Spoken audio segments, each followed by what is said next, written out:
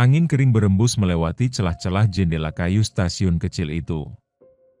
Udara pagi masih mengandung embun, namun dadanya terasa sesak.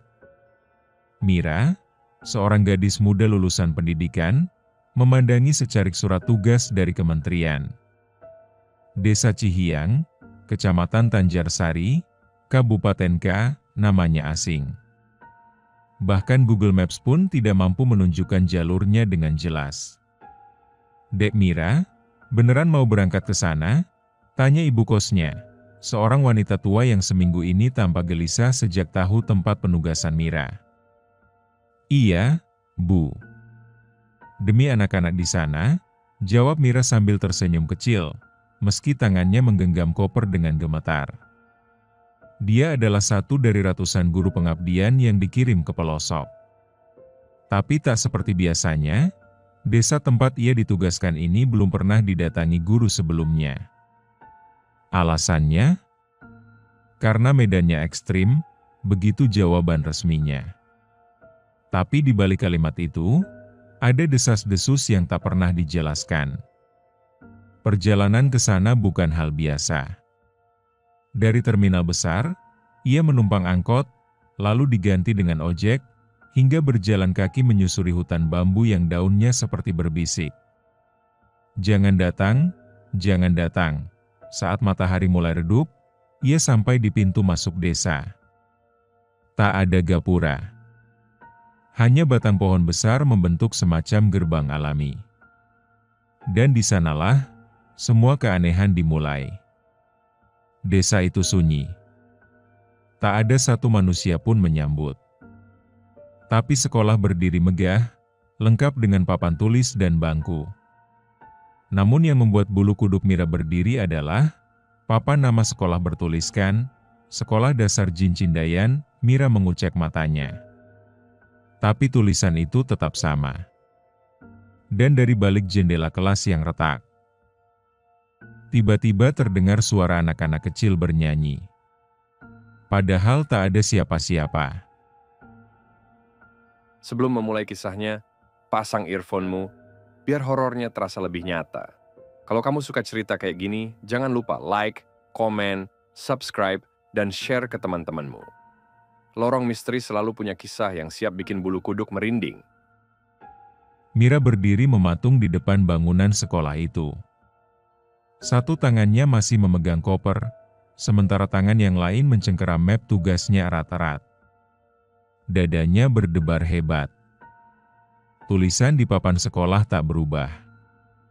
Jelas-jelas bertuliskan, Sekolah Dasar Jincindayan, matahari hampir tenggelam. Sinar senja memantulkan warna merah keemasan di dinding sekolah yang terbuat dari kayu jati, tapi terlihat terlalu kokoh dan baru untuk sebuah desa yang konon tak tersentuh pembangunan. Langkah pertama Mira menuju halaman sekolah terasa berat. Seolah tanah di bawahnya menahan langkah dengan aura tak kasat mata. Tapi ia mencoba menguatkan diri, mengingat alasan kepergiannya, untuk mengajar. Untuk memberi cahaya pada anak-anak pelosok. Misi kemanusiaan, katanya.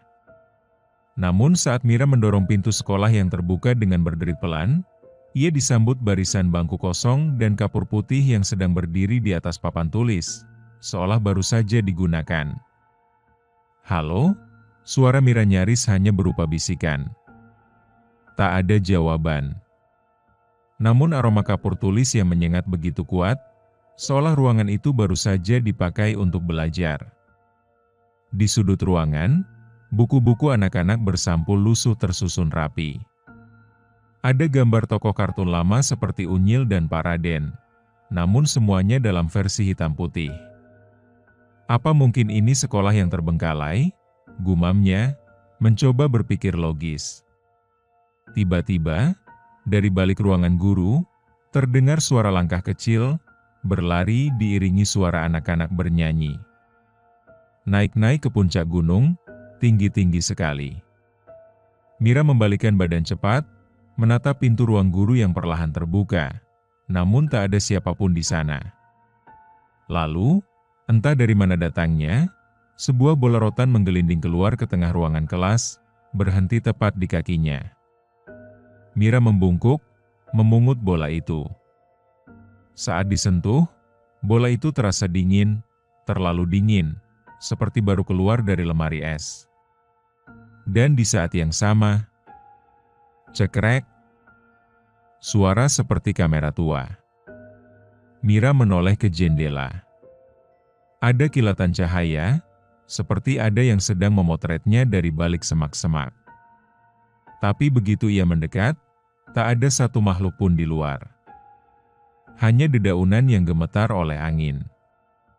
"Saya cuma guru, saya tidak berniat mengganggu siapa-siapa," ucapnya pelan sambil menunduk. Mira mengambil napas panjang. Ia tahu, tempat ini bukan desa biasa. Dan mungkin, ia tak sedang mengajar manusia. Namun anehnya, dalam hatinya muncul satu keyakinan yang membuatnya tetap bertahan. Mereka juga butuh belajar. Bahkan jika mereka bukan manusia. Langit pagi di desa Cindayan tak pernah benar-benar cerah. Kabut tipis selalu menggantung rendah, seperti selimut tipis yang enggan pergi, menutupi langit dan pepohonan. Angin yang bertiup membawa aroma tanah basah dan sesuatu yang tak bisa dijelaskan. Bau dupa, campur kemenyan yang seolah menyatu dengan udara desa ini. Jam tangannya menunjukkan pukul 7.30. Waktu mulai mengajar.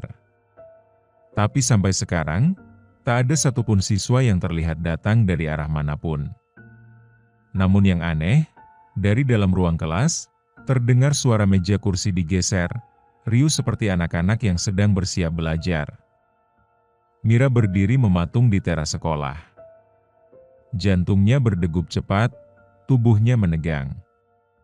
Ia berusaha meyakinkan diri sendiri. Mereka mungkin sudah di dalam, gumamnya sambil menguatkan langkah. Tangannya membuka pintu ruang kelas, dan seketika itu pula tubuhnya seperti ditarik masuk ke dimensi lain. Ruangan kelas itu, yang kemarin kosong, sekarang terisi penuh. Anak-anak duduk rapi di kursi, lengkap dengan seragam SD yang lusuh dan berdebu. Mereka semua membelakanginya. Diam. Tak bergerak.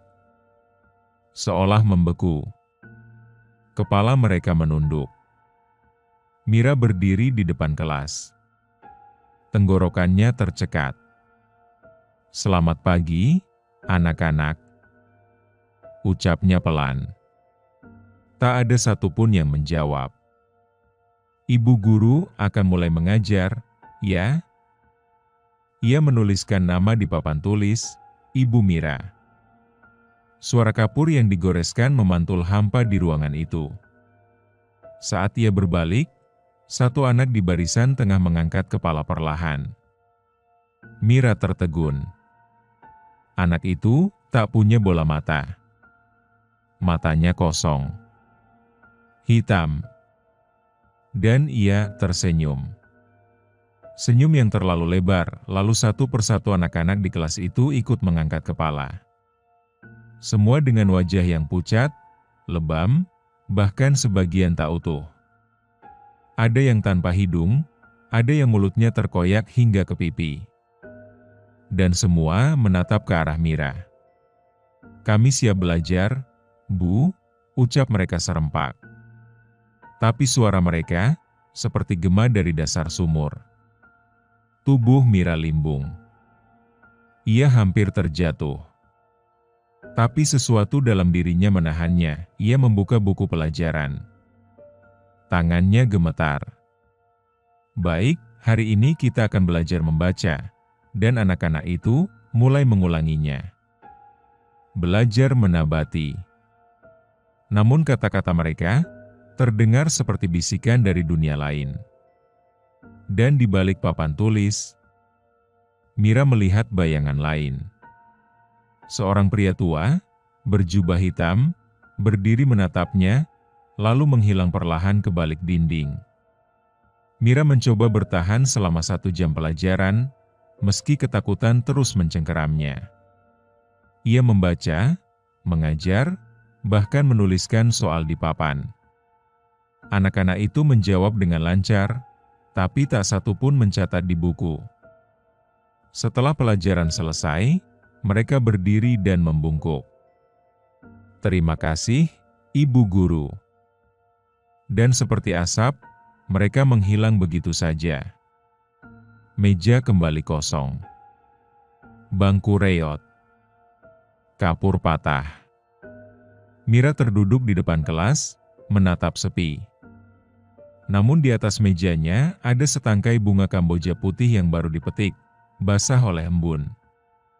Dan satu kertas bertuliskan tangan kasar, "Jangan pernah bertanya siapa kami. Ajari kami seperti guru yang sebelumnya. Jangan menolak kami, atau kau akan menggantikannya." Pagi itu, kabut tampak lebih pekat dari biasanya. Hutan di belakang sekolah seolah lebih gelap, lebih diam. Tak ada suara burung, tak ada derik serangga. Bahkan angin pun seolah enggan lewat. Mira berjalan menuju ruang guru, membawa secangkir teh hangat yang ia buat dari air sumur di belakang rumah dinas kecilnya. Tapi langkahnya terhenti di depan pintu. Pintu ruang guru sedikit terbuka. Padahal semalam ia yakin sudah menguncinya.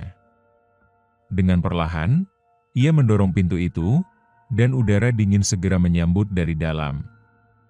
Semua perabot di dalam ruangan itu tertutup debu tebal, kecuali satu meja yang tampak bersih. Meja itu seperti baru saja dipakai. Di atasnya terdapat sebuah buku catatan guru, yang lusuh tapi masih utuh. Mira duduk perlahan dan membuka halaman pertama buku itu. Namanya bukan miliknya. Nama, Bu Eni Suartini Penugasan, tahun 2004. Jantung Mira berdegup makin keras. Ia membuka halaman demi halaman. Tulisan tangan Bu Eni mencatat hari-harinya mengajar, mirip dengan apa yang Mira alami. Murid-murid tak menjawab, menunduk, tapi mengikuti pelajaran dengan baik. Hingga pada halaman ke-17, tulisan itu berubah menjadi goresan cepat, penuh rasa takut. "Aku melihat salah satu murid berubah, dia memanjat dinding seperti cicak, matanya merah. Aku mencoba kabur, tapi desa ini seperti tak punya jalan keluar. Mereka bilang aku tak boleh berhenti. Tapi aku tak sanggup lagi." Halaman berikutnya penuh dengan coretan, "Mereka bukan manusia. Tolong, jangan kirim guru lain ke sini." Mira menutup buku itu dengan tangan gemetar. Ia berdiri dan tanpa sadar menatap papan nama kecil di atas meja. Nama itu terpahat samar, Eni Suartini, dan tepat di dinding belakang, di atas rak buku tua, terpajang sebuah foto yang baru kini ia perhatikan. Foto seorang wanita berjilbab, tersenyum lembut di depan sekolah. Tapi wajahnya tak utuh. Wajah Bu Eni tercakar, tercoret dengan tinta hitam. Dan di bawah fotonya tertulis, "Guru terakhir yang mencoba pergi." Setelah menemukan buku itu, Mira mencari tahu lebih lanjut. Ia kembali ke rumah dinas dan menyalakan radio kecil miliknya, mencoba mencari sinyal siaran dari luar. Tapi frekuensinya hanya menghasilkan bisikan, dan pada satu titik, terdengar suara wanita, "Jangan ikuti jejakku, ajarilah mereka, sebelum kau digantikan." Suara itu jelas. Dan Mira tahu, itu bukan dari dunia luar. Itu dari seseorang yang pernah ada di sini, tapi sudah tidak lagi hidup di dunia manusia. Malam harinya, Mira bermimpi. Dalam mimpinya, ia berada di ruang kelas, tapi murid-muridnya kini berdiri mengelilinginya. Mata mereka menangis darah. Di tengah mereka, berdiri sosok wanita berjilbab, Bu Eni, dengan wajah penuh luka, menatap Mira sambil berbisik, "Lanjutkan, atau tempat ini akan memilihmu sebagai pengganti." Mira terbangun dengan tubuh dingin dan jari-jarinya penuh tanah.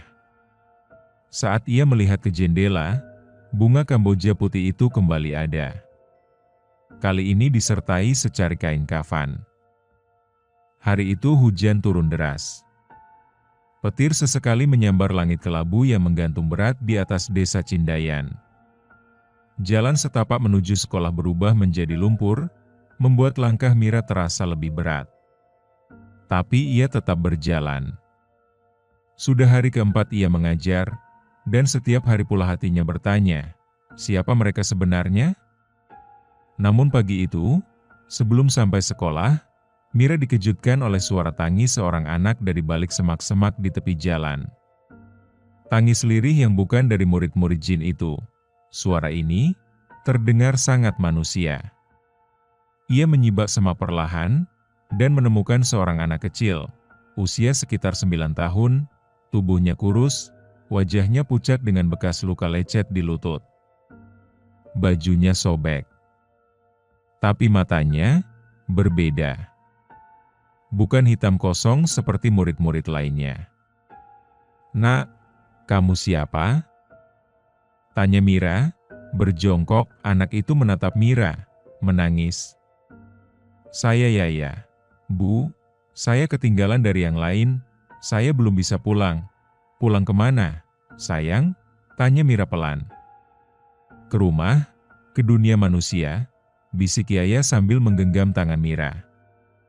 Mira terdiam. Dunia, manusia? Anak ini bukan bagian dari mereka?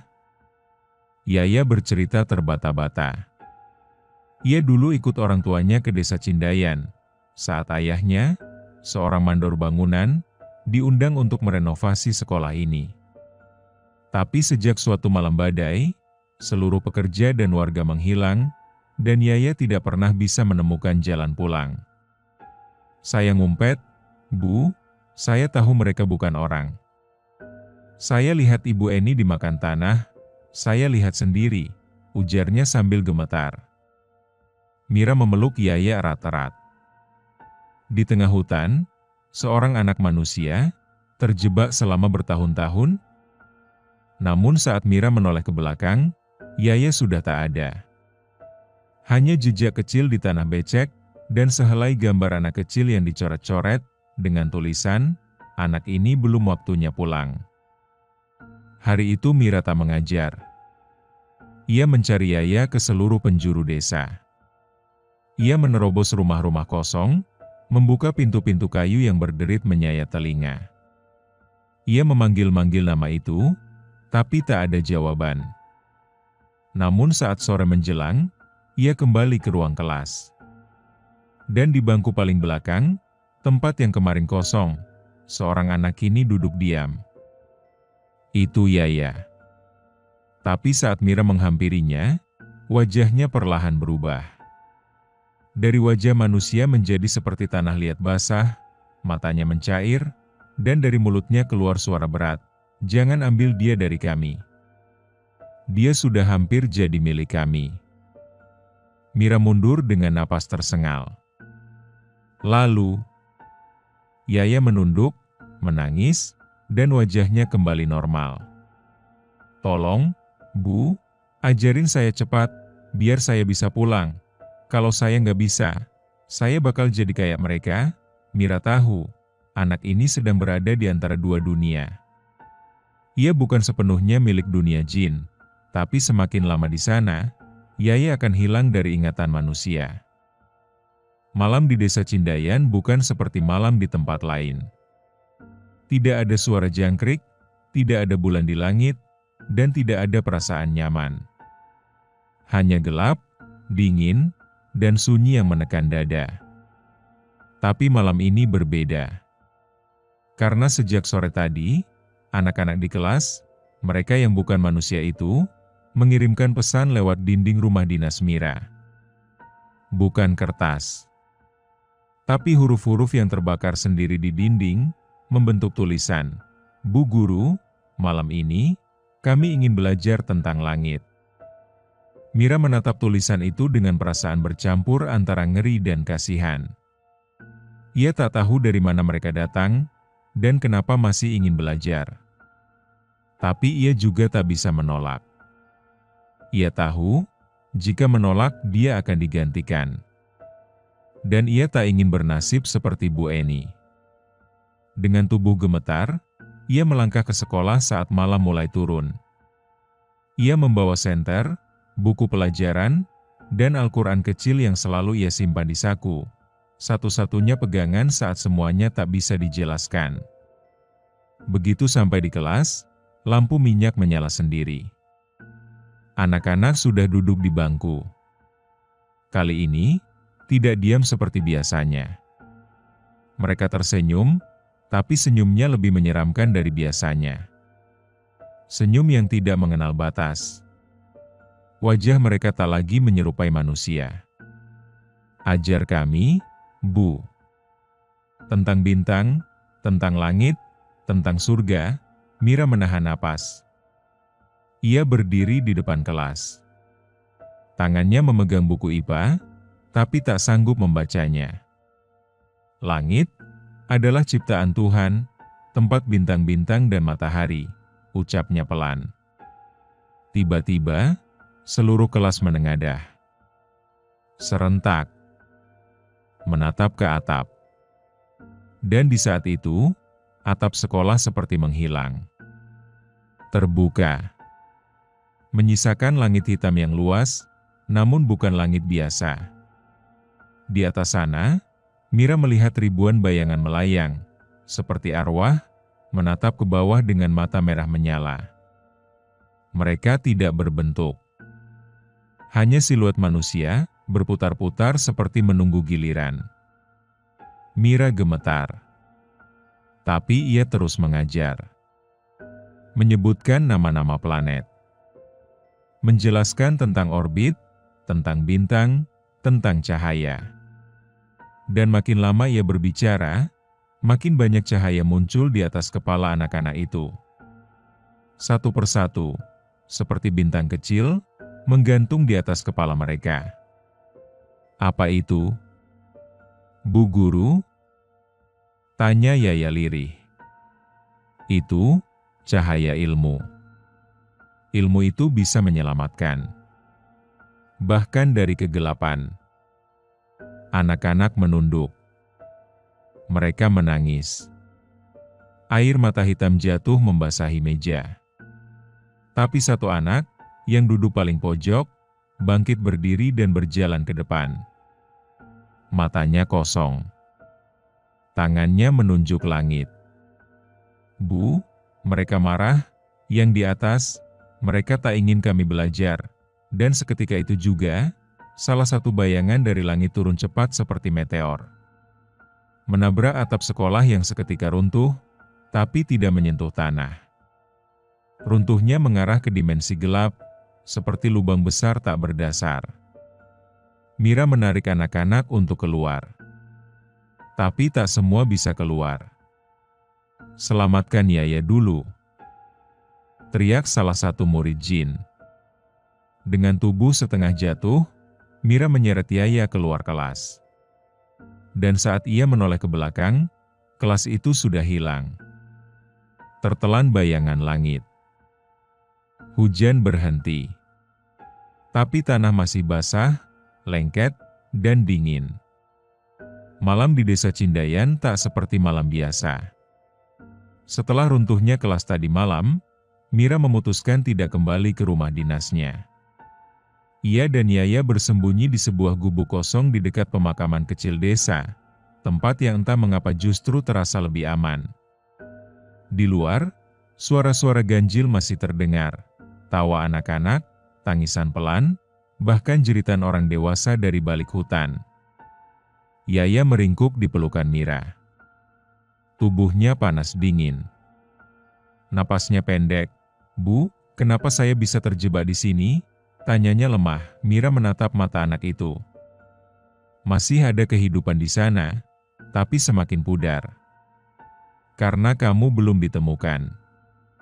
Karena kamu belum dipanggil pulang, jawab Mira dengan suara nyaris bergetar. Kalau saya nggak bisa pulang, Bu, saya bakal berubah. Saya bakal lupa sama Mama. Mira mengangguk pelan, tak sanggup berkata apa-apa. Ia tahu, batas antara manusia dan jin tak bisa dihapus. Jika terlalu lama berada di alam ini, jiwa Yaya akan lenyap. Dan tubuhnya akan jadi milik mereka. Pagi itu, Mira nekat pergi ke tengah desa. Ia tahu ada satu tempat yang belum ia datangi, bangunan tua di ujung desa, bekas balai pertemuan warga. Pintu bangunan itu selalu tertutup. Tapi hari itu, pintunya terbuka, seolah menantinya masuk. Di dalamnya hanya ada satu benda, cermin besar berbingkai emas, setinggi tubuh manusia dewasa. Dan dari balik cermin itu, muncul sosok tinggi berjubah kelam. Wajahnya tak terlihat, tertutup kabut hitam yang bergerak-gerak seperti asap. Anak itu milik kami, tapi kau sudah mengubah garisnya. Kau harus memilih, guru, bawa dia pergi, tapi kau tak bisa kembali. Atau biarkan dia tinggal, dan kau bisa pulang. Mira terdiam. Ia menatap wajah Yaya di dalam pantulan cermin. Anak itu menangis, tapi tangannya menggenggam jari Mira erat-erat. Suhu tubuhnya makin dingin, seperti mulai membatu. "Kenapa saya harus memilih?" tanya Mira pada sosok berjubah itu. "Bukankah kalian juga ingin belajar?" Sosok itu diam lama. Lalu menjawab, "Karena dia bukan murid kami. Dia tidak datang untuk belajar. Dia datang karena kelalaian. Dan dunia manusia tidak mencarinya. Tapi saya mencarinya," bentak Mira dengan suara gemetar. "Saya ingin dia kembali. Saya ingin dia hidup." Sosok itu menyentuh cermin. Di dalam cermin, tampak gambaran rumah sakit jiwa, dengan seorang wanita duduk memeluk lutut. Wajahnya penuh luka. Bibirnya bergetar, tapi tak bersuara. Itu Bu Eni. Dia memilih menyelamatkan anak sebelumnya. Tapi dia tak pernah kembali dengan utuh. Mira menoleh ke Yaya, yang kini memeluk kakinya erat-erat. Ia tahu, pilihan ini bukan soal hidup atau mati. Tapi soal mengorbankan satu jiwa, untuk menyelamatkan jiwa lain. "Kalau saya tinggal, apakah Yaya bisa pulang?" "Kami janji," ucap suara itu. "Dengan syarat, kau mengajar sampai akhir bulan purnama." Mira mengangguk. Ia mencium dahi Yaya dan berbisik, "Pulang, ya, bilang ke dunia, Bu Guru tetap di sini untuk kalian semua." Setelah kepergian Yaya melalui cermin itu, suasana di desa Cindayan berubah total. Langit tak lagi kelabu, tapi memerah seperti daging yang disayat. Angin berdesir kencang setiap sore, membawa aroma darah dan bau dupa yang menyengat. Rumah-rumah warga yang semula tampak seperti bangunan desa biasa, kini menunjukkan bentuk aslinya, berbelit, berdinding tanah hitam, dan atapnya terbuat dari rambut manusia. Mira berdiri di depan sekolah yang kini tak lagi berdiri megah. Bangunannya melengkung, seperti menganga, memancarkan aura seolah siap menelan siapapun yang masuk. Papan nama sekolah yang dulunya tertulis, Sekolah Dasar Jin Cindayan, kini berubah menjadi huruf-huruf kuno, tak bisa dibaca manusia. Dan murid-murid tak lagi menyembunyikan rupa. Mereka tetap datang. Tapi bukan dengan kaki. Beberapa merayap di dinding, beberapa melayang dengan tubuh bolong, dan ada pula yang muncul dari tanah, seperti akar yang tumbuh menjadi anak-anak. "Bu Guru, kami senang Ibu memilih kami," ucap salah satu dari mereka dengan mulut robek dan gigi tajam. "Kami pernah punya guru, tapi dia ketakutan." "Ibu tidak takut, ya?" Mira menarik napas panjang. "Takut? Tapi saya lebih takut kalau kalian tak pernah tahu mana yang benar, mana yang salah." Anak-anak itu menatap Mira dengan mata yang bukan mata. Tapi entah mengapa, mereka mendengarkan. Di malam hari, Desa berubah menjadi tempat ritual. Dari kejauhan, Mira melihat para jin dewasa berkumpul di lapangan besar. Mereka mengenakan pakaian seperti manusia, tapi kulit mereka tembus cahaya, dan sebagian memiliki kepala binatang. Beberapa dari mereka berbisik dalam bahasa yang tak dikenalnya, bahasa yang terasa seperti menusuk ke otak. Dan di tengah lingkaran mereka, berdiri seorang wanita tua berjubah merah darah, Mbah Sarni, sosok yang disebut-sebut sebagai penjaga titik tengah kampung jin. Mbah Sarni menatap ke arah sekolah, lalu tertawa kecil. Akhirnya kau memilih bertahan, Nak Mira. Tapi ingat, kampung ini bukan tempat belajar, ini tempat menebus. Dan kau sedang menghapus dosa manusia di sini. Mira mulai mengajar dalam kondisi yang jauh berbeda. Kelas kini berada di bawah tanah, sebuah gua dengan cahaya dari stalaktit yang memendar biru. Murid-murid bertambah. Beberapa dari mereka mengaku berasal dari zaman yang berbeda. Ada yang dari tahun 1800-an, ada yang bahkan tak tahu kapan mereka mati. Saya dulu anak pelarian perang Belanda. Bu, saya mati tenggelam di kapal, tapi gak tahu kenapa ada di sini. Mira mencatat semua itu. Ia tak tahu untuk apa. Tapi suara kecil dalam hatinya berkata, karena semua yang tersesat tetap butuh tempat pulang, meski hanya dalam pelajaran. Namun makin hari, wajah-wajah jin dewasa makin tak suka. Beberapa dari mereka mendatangi Mira di malam hari, berbisik, terlalu banyak cahaya dari kelasmu. Kau membuat mereka lupa siapa mereka sebenarnya, dan pada malam purnama yang akan datang, kampung ini akan berubah bentuk terakhirnya. Mira tak hanya mengajar, ia harus memilih siapa yang layak keluar, dan siapa yang harus tetap jadi penghuni kekal. Malam purnama semakin dekat. Di langit desa Cindayan, bulan menggantung sempurna, besar, merah, seolah berdarah. Cahaya yang dipantulkannya bukan cahaya biasa. Ia seperti menyinari sesuatu yang seharusnya tak terlihat. Bayang-bayang hitam berwajah manusia bergelantungan di pepohonan, seperti kelelawar, menatap ke bawah. Mira duduk di bangku kayu, di dalam kelas bawah tanah yang kini terasa seperti ruang ujian abadi. Di hadapannya, duduk 13 murid, masing-masing dengan rupa yang berbeda, namun semuanya punya satu kesamaan, mereka ingin kembali. Bu Guru, ucap salah satu murid, suaranya serak, kalau saya bisa kembali, saya pengen minta maaf ke ibu saya. Yang lain menyusul. Saya pengen ke masjid lagi. Saya belum sempat nyatain cinta ke teman sekelas saya. Saya cuma pengen tidur di kasur manusia, Bu. Mira menggigit bibir.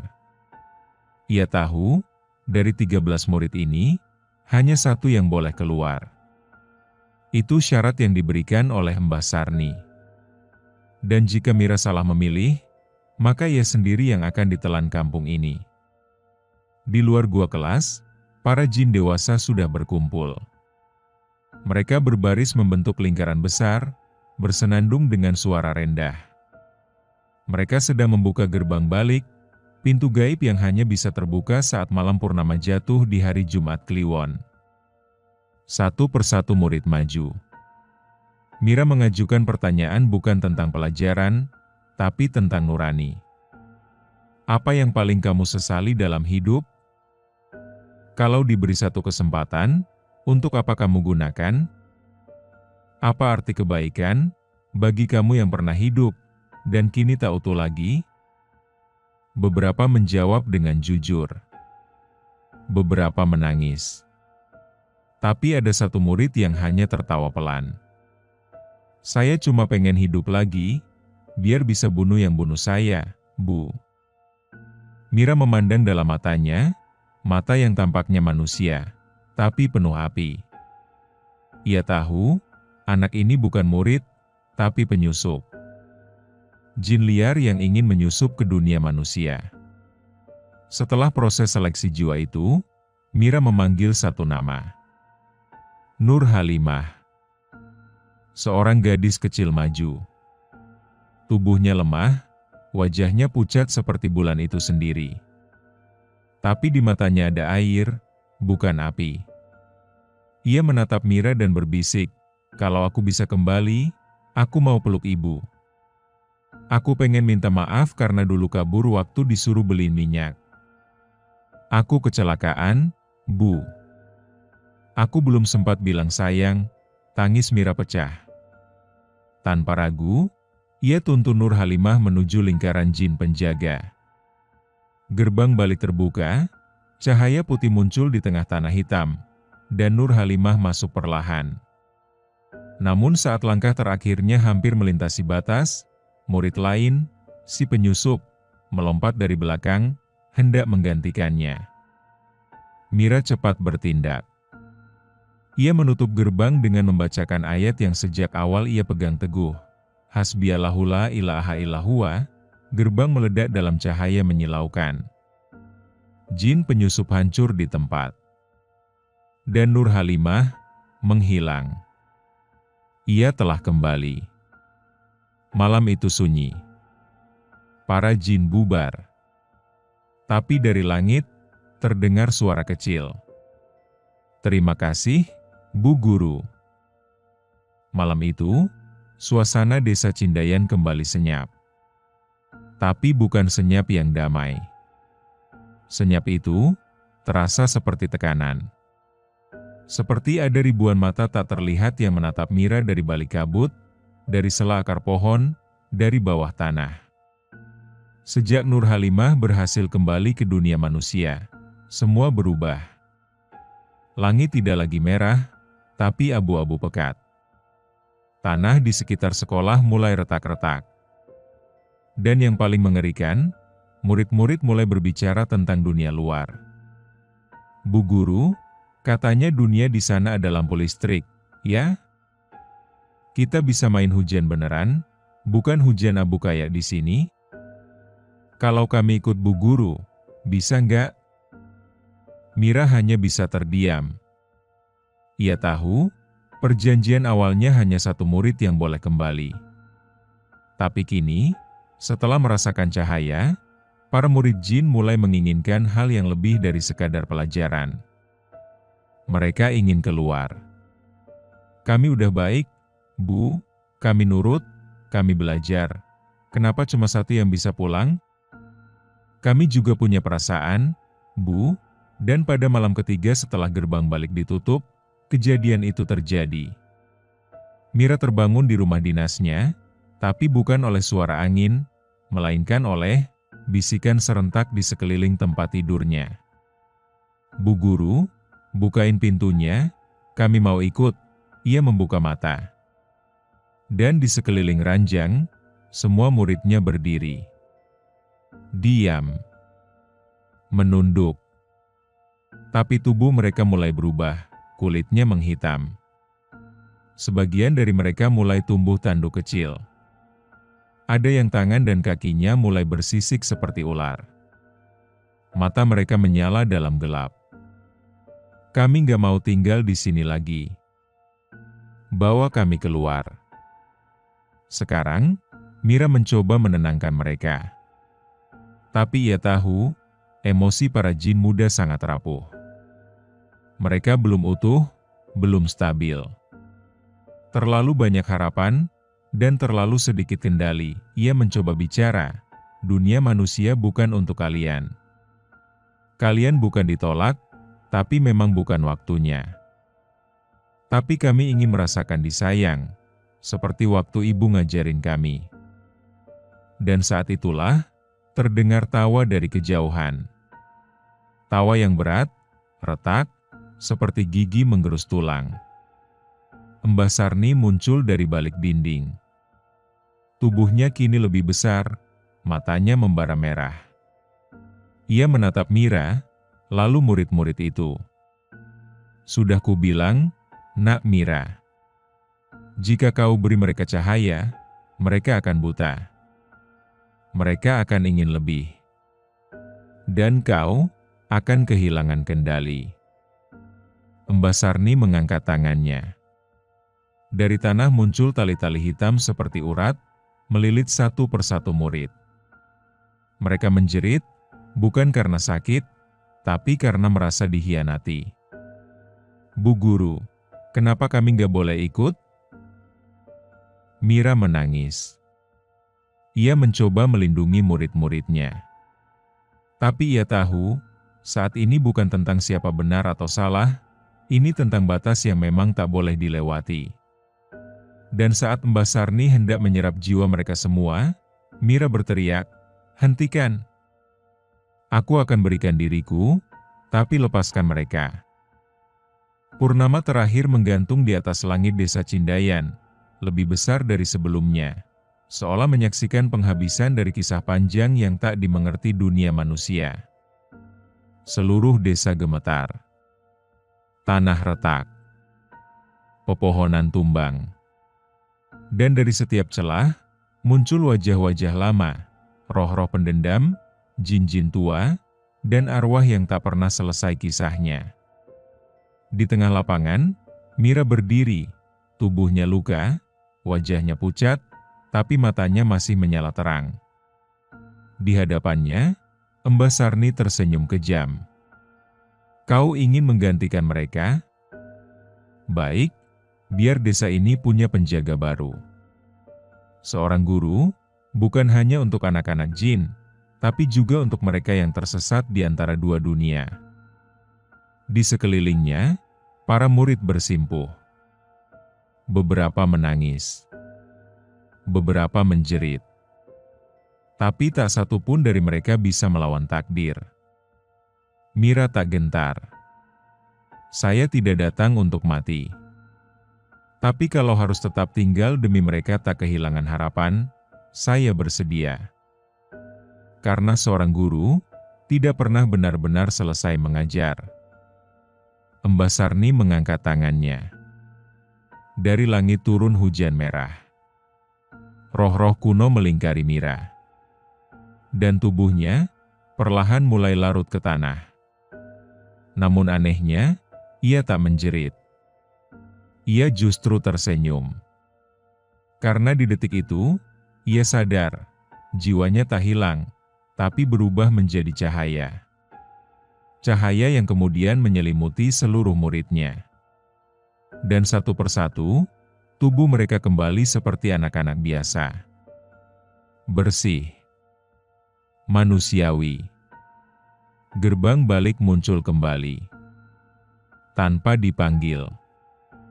Tanpa mantra. Dan suara lembut terdengar dari langit, "Bu Guru, kami pulang."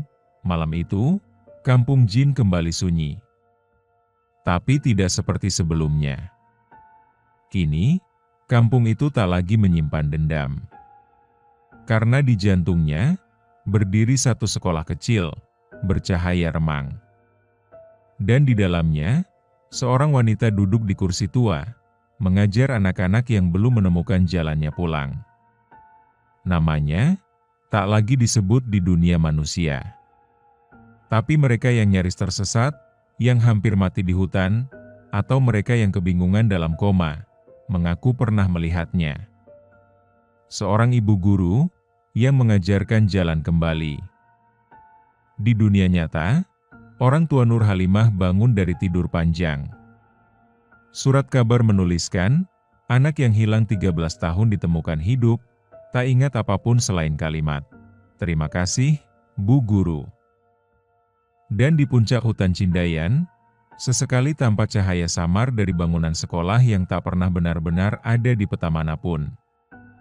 Pesan moral dari cerita adalah, seorang guru sejati tak hanya mengajarkan pelajaran, tapi juga menjadi jalan pulang bagi jiwa-jiwa yang hilang. Bahkan di dunia tergelap sekalipun, ketulusan bisa menjadi cahaya paling terang. Terima kasih sudah mendengarkan kisah ini sampai habis. Jangan lupa like, komen, subscribe, dan share ke teman-temanmu. Lorong Misteri akan selalu punya kisah yang siap bikin bulu kuduk merinding, dan jika mau request judul cerita, silahkan komen di kolom komentar di bawah. Kami akan buatkan untuk kalian.